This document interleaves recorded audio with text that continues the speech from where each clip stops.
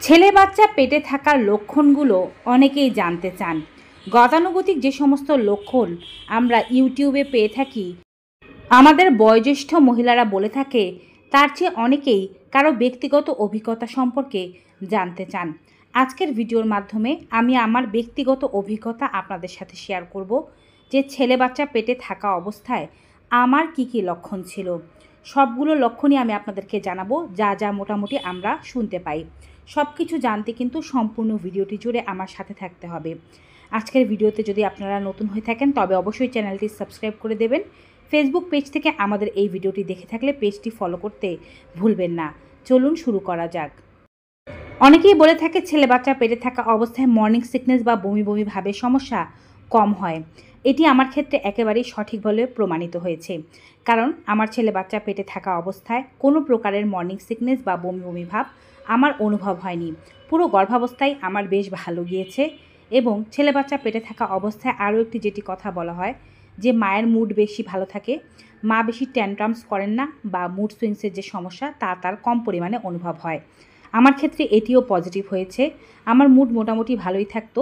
বিভিন্ন ধরনের যে মুড সুইংসের সমস্যাগুলো আছে সেগুলো আমার মাঝে ছেলে বাচ্চা পেটে থাকা অবস্থায় একেবারেই দেখা যায়নি। আবার অনেকেই বলে থাকেন ছেলে বাচ্চা পেটে থাকা অবস্থায় টক ঝাল চটপটা জাতীয় খাবারগুলো খেতে বেশি পরিমাণে ভালো লেগে থাকে। যদিও আমি একজন সুইট লাভার, অর্থাৎ আমার মিষ্টি জাতীয় খাবার বেশি পছন্দ, তবে গর্ভাবস্থায় আমার টক ঝাল জাতীয় খাবারগুলোই বেশি পরিমাণে ভালো লাগতো। বেশি পরিমাণে স্পাইসি চটপটা জাতীয় খাবারগুলোই আমি বেশি খেয়েছি। মিষ্টি জাতীয় খাবারগুলো আমি তুলনামূলকভাবে অনেকটাই কম খেয়েছি। আল্ট্রাসাউন্ড রিপোর্টে হার্টবিট দেখেও বোঝা যায় গর্ভের বাচ্চাটি ছেলে নাকি মেয়ে।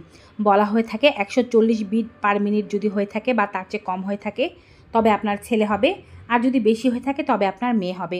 তবে সত্যি কথা বলতে পুরো গর্ভাবস্থা জুড়ে আমার 4 থেকে 5টি আল্ট্রাসাউন্ড হয়েছিল, কিন্তু কোনো আল্ট্রাসাউন্ডেই আমার বাচ্চার হার্টবিট 140 বিট পার মিনিট বা তার চেয়ে কম আসেনি। সবসময় এর চেয়ে বেশিই আসতো। এটি কিন্তু আমার ক্ষেত্রে সঠিক হয়নি। আমার 140 বিট পার মিনিটের বেশি আসার পরেও পুত্র সন্তান হয়েছে। অনেকে বলে থাকেন ছেলে বাচ্চা পেটে থাকা অবস্থায় মা সুন্দরী হয়ে যান, মায়ের মুখে কোনো ব্রণ থাকে না, ত্বক উজ্জ্বল হতে থাকে। এটিও আমার ক্ষেত্রে সঠিক হয়নি। যদিও ব্রণের সমস্যা আমার আগে কখনোই ছিল না, কখনোই আমি ব্রণের সমস্যায় কষ্ট পাইনি। গর্ভাবস্থায়ও আমার ব্রণের কোনো সমস্যা ছিল না, তবে আমার চেহারার রং কালো হয়ে গিয়েছিল এবং বলা যাবে না যে আমি সুন্দরী হয়েছিলাম, আগের চেয়ে দেখতে আরও বেশি খারাপ হয়ে গিয়েছিলাম। স্বপ্ন নিয়েও বলা হয়ে থাকে যে ছেলে বাচ্চা পেটে থাকা অবস্থায় গর্ভবতী মহিলারা বেশি পরিমাণে সাপের স্বপ্ন দেখে থাকেন। এটি আমার ক্ষেত্রে সঠিক হয়েছে। আমি ছেলে বাচ্চা পেটে থাকা অবস্থায় প্রায় সময় কালো সাপ স্বপ্নে দেখতাম কিংবা বড় বড় মাছ স্বপ্নে দেখতাম। আমি আমার বয়োজ্যেষ্ঠদের কাছ থেকে শুনেছিলাম যে যদি কেউ সাপের স্বপ্ন দেখে বা কালো সাপের স্বপ্ন দেখে কিংবা যদি কেউ মাছের স্বপ্ন দেখে সেক্ষেত্রে সে পুত্র সন্তানের মা হবে, এমনটা আশা করা যায়। এমনটা কিন্তু আমার সাথে হয়েছে। এবারে আমি বলছি আমার শরীরের বিভিন্ন অঙ্গে দাগের কথা। ছেলে বাচ্চা পেটে থাকা অবস্থায় আমার ঘাড়, গলা, শরীরের বিভিন্ন অঙ্গ প্রচুর কালো হয়ে গিয়েছিল এবং আমার শরীর বেশ মোটা হয়ে গিয়েছিল এবং আমার নাকও ফুলে গিয়েছিল। আমরা জানি ছেলে বাচ্চা পেটে থাকা অবস্থায় মহিলাদের ঘাড় গলা কালো হয়ে যায়, নাক বড় হয়ে যায়। আমার ক্ষেত্রে কিন্তু তেমনটাই হয়েছিল। কিন্তু মোটা হয়ে যাওয়ার যে বিষয়টা অনেকেই বলে থাকেন ছেলে বাচ্চা পেটে থাকলে শুধু পেটের কাছে বা কোমরের কাছে মা মোটা হন। আমার ক্ষেত্রে তেমনটি হয়নি। আমার পুরো শরীরেই মোটামুটি চর্বি এসে গিয়েছিল বা মোটামুটি আমি মোটা হয়েছিলাম, তার পাশাপাশি পেটও মোটা হয়েছিল। আবার অনেকেই বলে থাকেন যে গর্ভাবস্থায় যদি আপনার বাচ্চা নিচের দিকে বেশি পরিমাণে থাকে বা পেটটা নিচের দিকে বেশি পরিমাণে ঝোঁকানো থাকে সেক্ষেত্রে আপনার ছেলে বাচ্চা হবে, আর বাচ্চা যদি উপরের দিকে বেশি পরিমাণে থাকে সেক্ষেত্রে আপনার মেয়ে বাচ্চা হবে। আমার ক্ষেত্রে কিন্তু ঠিক তেমনটাই হয়েছে। আমার পেটটা বেশ নিচের দিকেই ছিল, উপরের দিকে তেমন একটা ছিল না। এবারে কোন কাত ফিরে ঘুমালে ছেলে বাচ্চা হয় তা অনেকেই বলে থাকেন যে আপনি যদি গর্ভাবস্থায় বা কাত ফিরে ঘুমাতে বেশি পছন্দ করে থাকেন তবে আপনার ছেলে হবে, আর যদি ডান কাত ফিরে ঘুমাতে বেশি পছন্দ করে থাকেন তবে আপনার মেয়ে হবে। আমার ক্ষেত্রে এটি হয়নি। আমি বেশিরভাগ পরিমাণে ডান কাত ফিরে ঘুমাতে পছন্দ করতাম, বা কাত ফিরে ঘুমাতে আমার ভালো লাগতো না। তারপরেও আমি খেয়াল করেছি আমার উল্টোটি হয়েছে, অর্থাৎ আমার ছেলে বাচ্চাই হয়েছে। অনেকেই বলে থাকেন ছেলে বাচ্চা পেটে থাকা অবস্থায় গর্ভবতী মহিলাদের চুল সুন্দর হয়ে যায়, চুল ঝরা বন্ধ হয়ে যায় এবং শরীরের লোমের পরিমাণ বেড়ে যায়। এটি আমার ক্ষেত্রে একদম 100% সঠিক হয়েছে। আমার শরীরের লোমের পরিমাণ আগের চেয়ে অনেক বেশি বেড়ে গিয়েছিল। আমার চুল পড়া একেবারে তৃতীয় মাস থেকে বন্ধ হয়ে গিয়েছিল। চুলের ঘনত্ব বেড়ে গিয়েছিল, চুল আগের চেয়ে অনেক বেশি সুন্দর হয়ে গিয়েছিল এবং মসৃণ হয়ে গিয়েছিল। আবার অনেকেই বলেন ছেলে বাচ্চা পেটে থাকা অবস্থায় গর্ভবতী মহিলাদের পা ফুলে যায় বা শরীরে জল আসতে দেখা যায়, যেটি আমার ক্ষেত্রে একেবারেই হয়নি। আমার শরীরে তেমন কোনো জল আসেনি বা পায়েও কোনো প্রকারের জল আসেনি যখন আমার ছেলে বাচ্চা পেটে ছিল। পুরো গর্ভাবস্থা মোটামুটিভাবে আমার স্মুথভাবেই কেটেছে। আমরা জানি ছেলে বাচ্চা পেটে থাকলে বাচ্চা পেটের ডান সাইডে বেশি পরিমাণে নড়াচড়া করে, ডান সাইডে বেশি পরিমাণে ভার অনুভব হয়। আর মেয়ে বাচ্চা পেটে থাকলে বাম সাইডে বেশি পরিমাণে নড়াচড়া করে ও ভার অনুভব হয়। সেটি আমার ক্ষেত্রে পুরোপুরিভাবে সঠিক হয়নি, কারণ আমি বাচ্চার নড়াচড়া বা ভার মাঝ পেটেই বেশি পরিমাণে অনুভব করতাম। ডান সাইডে বা বাম সাইডে নির্দিষ্ট কোনো সাইডে বেশি পরিমাণে কখনোই আমি অনুভব করিনি। তবে অনেকেই বলেন যে ছেলে বাচ্চা তুলনামূলকভাবে দেরিতে নড়াচড়া শুরু করে আর মেয়ে বাচ্চা আগে নড়াচড়া শুরু করে। আমার ক্ষেত্রে এটি সঠিক হয়েছে, আমার বাচ্চা কিন্তু অনেক দেরিতে নড়াচড়া শুরু করেছে।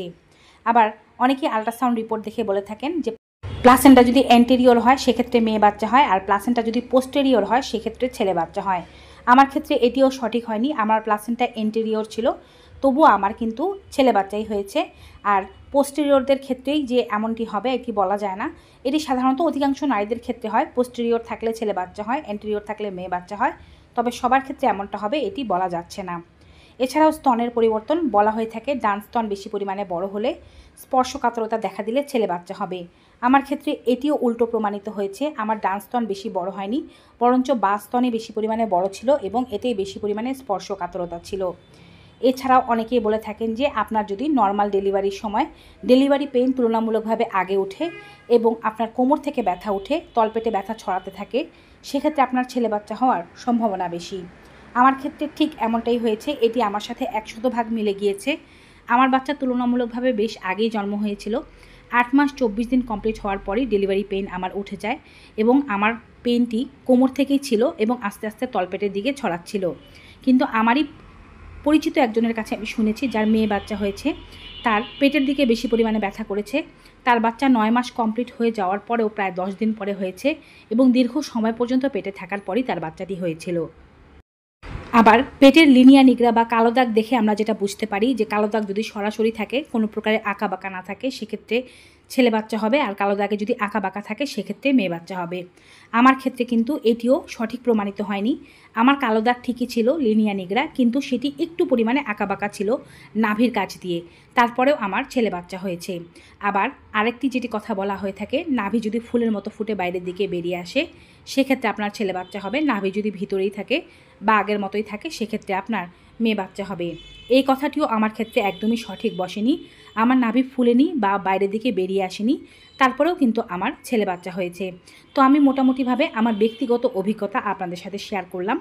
আপনারা কোন কোন লক্ষণ আপনাদের মাঝে দেখতে পেয়েছিলেন গর্ভাবস্থায় যখন ছেলে বাচ্চা ছিল, বা এখন কি কি লক্ষণ দেখতে পাচ্ছেন যখন আপনি গর্ভবতী আছেন, তা অবশ্যই কমেন্ট বক্সে জানিয়ে দেবেন, যেন সবাই আপনার লক্ষণগুলো সম্পর্কে জানতে পারে এবং নিজের নিজের অভিজ্ঞতা শেয়ার করে।